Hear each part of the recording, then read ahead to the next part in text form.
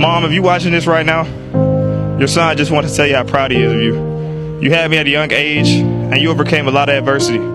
People were doubting you, people were counting you out. Kid, when I used to beat my mom in racing, like I had to continually beat her. When we used to fight, when I was younger, just wrestling with her or playing around, like, man, I'll never forget, like, one time. The Terrion Arnold story that has Detroit absolutely speechless. Let me tell you something right now. If you wrote this story as a screenplay, Hollywood would send it back and say it's too unbelievable, too dramatic, too over the top. But here we are, Detroit Lions fans, staring at a situation so wild, so bizarre, so jaw-dropping that even the most seasoned NFL observers are sitting back in their chairs with their mouths hanging open. Terrion Arnold, the cornerback who grabbed the microphone at the NFL draft in front of 400,000 screaming Detroit fans and made us all think we just found our next great cornerback, is now facing 8 felony counts that carry a potential life sentence. 8 felony counts. Let that sink in for just a second before we break down every single layer of this thing, because there's a lot to unpack here. So let's go back to the beginning, because the beginning of this story is actually one of the most electric moments in Detroit Lions recent history. Cast your minds back to 2024. The NFL draft was held right here in Detroit. Downtown was absolutely electric. 400,000 people packed the streets, and the Motor City was buzzing with an energy this city hadn't felt in a long, long time. When the Lions stepped to the podium and called Terrion Arnold's name with the 24th pick, the crowd went absolutely nuclear. And then something happened that made Lions fans fall in love immediately. This kid walked up, grabbed the microphone, and started talking to the people like he had been waiting his whole life for exactly this moment. Not nervous, not shy, not overwhelmed by the moment. Confident, bold, charismatic. We were all saying the same thing. We love this dude. This is exactly the energy we want on this football team. The confidence, the swagger, the personality. It felt like a franchise cornerstone had just arrived in Motown. And look, early signs seem to back that up. His rookie year in 2024, Arnold put together a solid debut. 15 starts, 10 passes defensed, and he played a meaningful role as Detroit went on that historic 15-2 run. Fans were pumped. The future looked bright. Here was the young, talented corner the Lions have been searching for ever since the days of Darius Slay. And even as we all adore big play, Slay more and more with every passing year, you can only appreciate him from afar now. The Lions needed someone to be that guy in the secondary. And for one shining moment, it looked like Terrion Arnold just might be it. But then the cracks started to show. His second season in 2025 was a mess from start to finish. Injuries ravaged him. A concussion, a shoulder injury, and then another shoulder injury that eventually required season-ending surgery. He played in just 8 games and struggled when he was out there. The frustration was building. And it wasn't just the injuries that had people talking. Arnold's defensive coordinator Kelvin Shepard went on record with words that you don't often hear coaches say publicly. He essentially told his cornerback to stop talking and start playing.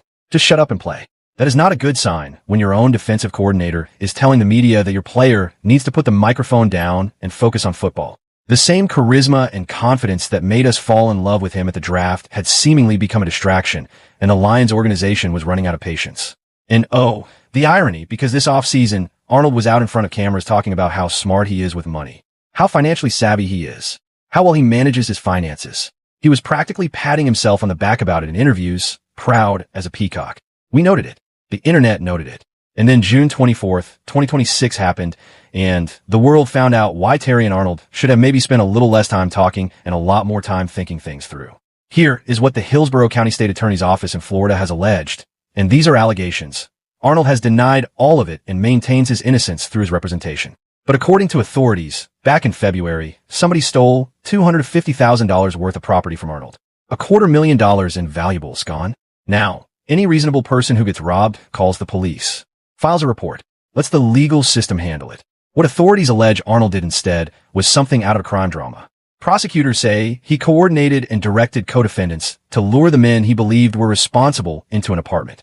When those victims showed up, they were allegedly grabbed by men hiding in a closet, held at gunpoint, beaten, and robbed.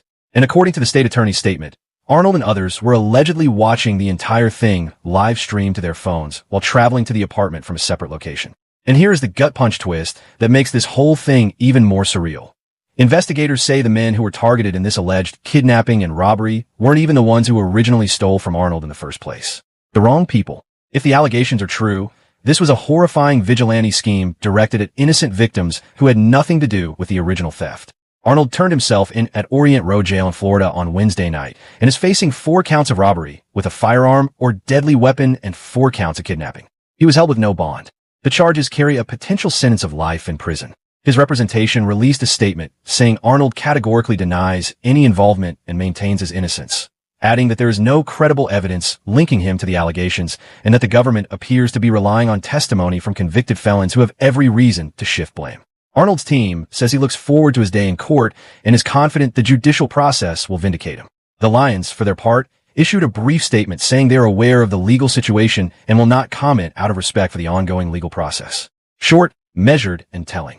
Now, Lions fans, let's talk about what this means for the football team, because there are real implications here that go beyond just the courtroom drama. The good news, and yes, there actually is good news buried in here somewhere, is that the salary cap situation is not catastrophic for Detroit. He was on his rookie deal, which means there is no massive, backbreaking money situation to navigate here the way there would be if a player on a massive extension were involved. If the Lions release Arnold right now, they would actually take on more dead cap in the short term. Roughly a $7.3 million dead cap charge in 2026 plus additional dead money in 2027, meaning they would actually lose around $3.4 million in cap space by cutting him immediately rather than saving it.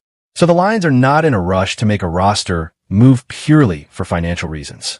The smarter play financially is to wait, let the legal process and the NFL's own conduct policy investigations run their course, and then act from a position of clarity. Because here is where the NFL's collective bargaining agreement actually works in Detroit's favor. If a player's conduct is found to violate certain clauses in their contract, the team can void guarantees and potentially recover bonus money that has already been paid out. Arnold has about $4.8 million in guaranteed money remaining on his deal over the next 2 years. If an NFL suspension is handed down for a conduct policy violation, those guarantees get voided. That is a meaningful amount of money the Lions could recover rather than simply absorb. The CBA has a forfeiture clause for exactly these kinds of situations, and Detroit will be paying very close attention to how that process unfolds. But let's be real with each other. This situation is almost certainly over for Terrion Arnold as a Detroit Lion regardless of how the legal process plays out. The NFL is not a league that sits around and waits. We have seen it time and time again. The moment a player becomes a distraction, a liability, or a legal situation, this league moves on faster than you can blink. And the Lions under Dan Campbell have built a culture, a real, genuine, gritty culture that does not have room for this kind of chaos. Remember Cam Sutton? The Lions signed him as their number 1 cornerback option, and before he could even get comfortable, his off-field situation caught up with him, and he was gone. Just like that. That is how this league operates. You are not irreplaceable. There is always someone ready to step in, and the Lions will move on here too. Now, this also makes you think about another painful Detroit cornerback history lesson, Jeff Okudah. And to be clear, Okudah's situation was completely different. He played bad. That is just football. Playing bad and committing felonies are on entirely different planets. But the pattern is there. The Lions have had real difficulty drafting and developing cornerbacks into reliable starters ever since Darius Slay was in his prime. The Okudah pick didn't work out. Arnold looked promising and then fell apart. It is a position group that has been a thorn in Brad Holmes' side, and the Arnold situation makes that even more glaring heading into 2026. So where does that leave the Lions' secondary right now? Well, the cornerback room has more questions than answers, but it is not a complete disaster zone. DJ Reed is the anchor, and the encouraging news is that he has been reporting that his burst is fully back after dealing with hamstring issues in 2025. Before that injury hit him last year, he was playing like a legitimate high-level cover corner, and if he is healthy and back to that level, that is a huge deal for this defense. Rock Ya-Sin has proven he is a trustworthy, solid corner. Not a superstar, but a high-floor player you can count on to do his job without drama. He has been running with the first-team reps and has earned that opportunity. Then you have Ennis Rakestraw, the second-year corner from the same 2024 draft class as Arnold, who coaches are now going to need more than ever. Dan Campbell has spoken positively about the work Rakestraw has put in this offseason. He has added bulk, improved his body, and is reportedly in the best shape of his young career heading into training camp. This kid needs to step up, and the Arnold situation just accelerated that timeline dramatically. Roger McCreary is in the mix as the nickel corner option, but the concern there is that you don't want to pull him out of the slot to play outside. That is not his best spot. And then you have Keith Abney, the 5th-round pick from the 2026 draft out of Arizona State, who is going to get a longer look than anyone anticipated this summer. The room also includes Nick Whiteside, Khalil Dorsey, and a few other developmental pieces who are going to get every opportunity to make their case in training camp. The honest truth is that this secondary was already a position group with serious question marks before any of this happened. Arnold's starting spot was not even guaranteed. Kelvin Shepard had already made it clear that the competition was wide open and that Arnold would have to earn his starting role in training camp. His departure, however it ultimately happens, removes a question mark in one sense, but it replaces it with a different, more urgent question mark. Can Rakestraw become the player this organization hoped he would be when they drafted him? Can Rock Ya-Sin hold down a consistent role on the outside? Can McCreary stay in the slot where he is most comfortable and thrive there? These are the questions that training camp in Allen Park is going to answer, and the Lions better hope a couple of those guys have breakout summers because the NFC is not slowing down for anyone. And while we were talking about depth and roster construction, let's talk about another player who could be critical for the Lions season in a completely different way, Sione Vaki. Detroit took him in the 4th round of the 2024 draft as an unusual hybrid athlete. He was a safety in college, but Brad Holmes looked at him and saw a running back. The pick raised eyebrows at the time, and honestly, Vaki never really got a chance to prove anyone right or wrong because he could not stay healthy. He has barely seen the field. But with David Montgomery gone and Jahmyr Gibbs being the unquestioned star of this backfield, and Gibbs is an absolute star, no question about it. The man is a weapon every time he touches the ball. The Lions absolutely cannot run Gibbs into the ground. You cannot give him the ball 60, 70 times a game and expect him to still be standing healthy when the playoffs come around. You keep Gibbs fresh, you get to January with a guy who is running at full speed, and suddenly your offense is terrifying when it matters most. That is the formula. So what does Isaiah Pacheco contribute? Detroit signed him for a remarkably low number this offseason, and that price tag raises real questions about his health and his current level of play. He runs hard, yes, but at what capacity? That uncertainty is exactly why Vaki is so intriguing right now. If this kid is healthy, and if he has developed at all over the past 2 years, he could be the back the Lions desperately need to give Gibbs those crucial series off and keep him fresh for when it counts. But let's circle back to where we started, because this is the part of the Terrion Arnold story that hits differently when you sit with it. 2 years ago, 400,000 people stood in the streets of Detroit and cheered for this kid like he was going to be the next great Lion. He grabbed that microphone like he owned the city. There was genuine love, genuine excitement, genuine belief that this was the beginning of something special.